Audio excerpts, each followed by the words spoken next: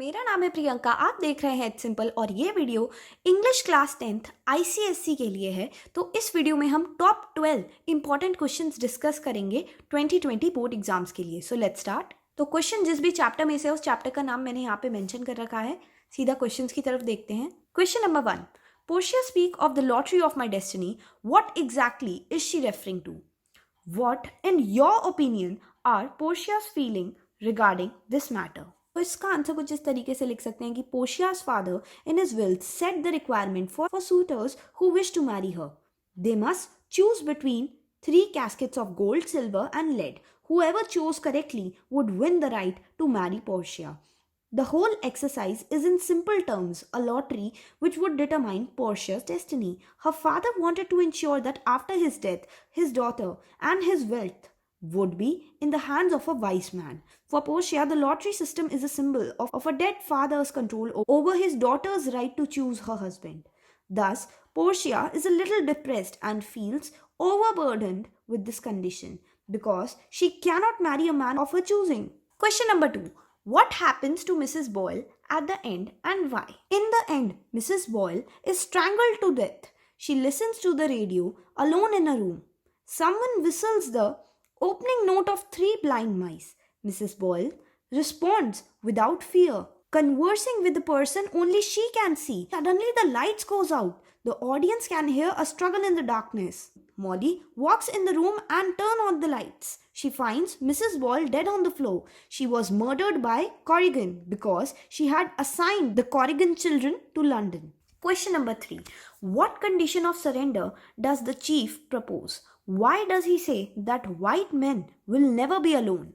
The conditions of surrender that he presents to the white men is that the red Indians should be allowed to visit the graves of their dead without any prohibition. He also requests them to treat their land sympathetically because according to him the dead were not powerless and the people who die merely change the world. The chief says that the white men will never be alone because even if the natives vanish, their spirits will always occupy their native land. Question number 4. How does Hemingway show that war disrupts the life of ordinary people?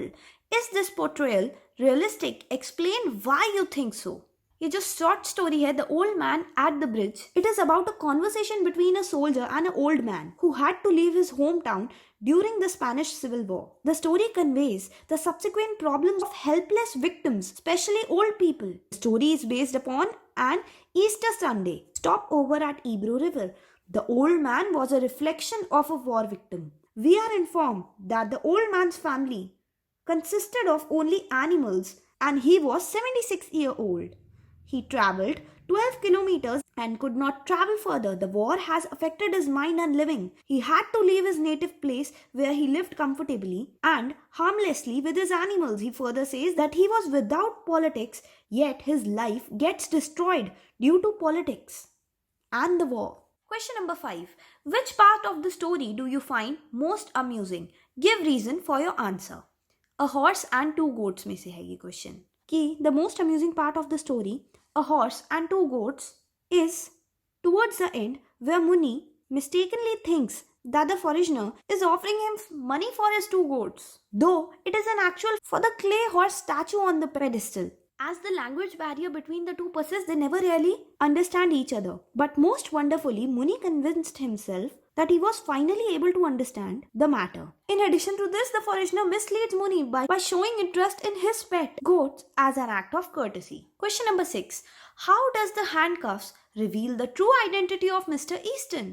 After Mr. Eastin and 2 other men leave, eavesdropping fellow passengers converse, in which the first passenger told as being a marshal at such young age was amazing.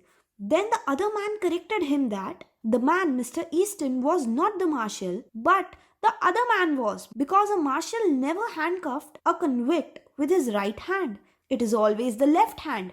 Thus the handcuffs revealed the truth about Mr. Eastin. Question number 7 from A Face in the Dark से है, Describe the uncanny climax of the story. तो इसका answer कुछ इस तरीके से दिया जा सकता है कि on seeing the faceless boy, Mr. Oliver darted towards the school fearfully. On the way, he met a watchman carrying a lantern. When the watchman inquired about his condition, Mr. Oliver narrated him the encounter with the faceless boy weeping in the forest. To this, the watchman lifted the lamp close to his face. Mr. Oliver finds out that the watchman too does not have any eyes, ears, nose, or mouth. The story ends when the wind blows the lamp out, leaving the readers keen to know what happened with Mr. Oliver. Question number 8. What melted farmer Joe's heart and what did he do? तो इसका answer कुछ इस तरीके से है कि after John and Kate were taken away, Maggie was left all alone. Joe sympathizes with her and the blacksmith's wife suggests him to take her to the poorhouse. After thinking for a while, Joe entered the hovel when Maggie was sitting upright after some painful effort but terrorized due to her loneliness. She urged Mr. Thompson not to leave her there all alone. Question number 9. Why didn't the little girl go home? What did she do instead? The poor little girl dared not to go home, firstly because her father would surely beat her for being unable to sell any matches and earn a single penny. Secondly, at home too, there was no respite from cold as they had nothing but the roof above them and the wind easily passed through the cracks. Instead, she huddled down in a heap in a corner between two houses. Question number 10. What is the author's intention of mentioning a blue bead while describing the crocodile? The story's title is The Blue Bead. The protagonist of the story, about whom we get to know later, is earnestly in search of a bead to make a necklace for herself, and she finds this bead near the crocodile. But what all that she goes through to get it is adventurous. Thus, the blue bead carried great significance and is mentioned in the beginning itself. Question number 11. How does Luss prove himself to be an epitome of Pirate's words? When Luss long noticed a world record holder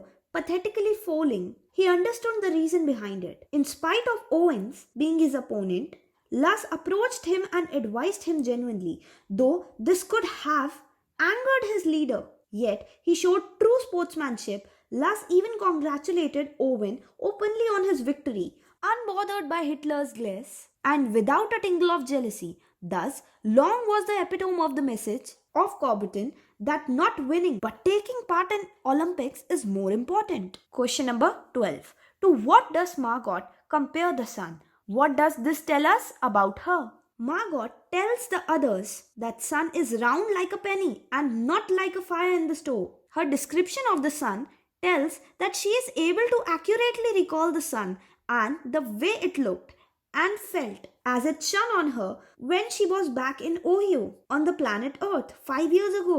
Okay, so इसी question के साथ ICSE class 10th के top 12 important questions की video यहीं पे खत्म होती है.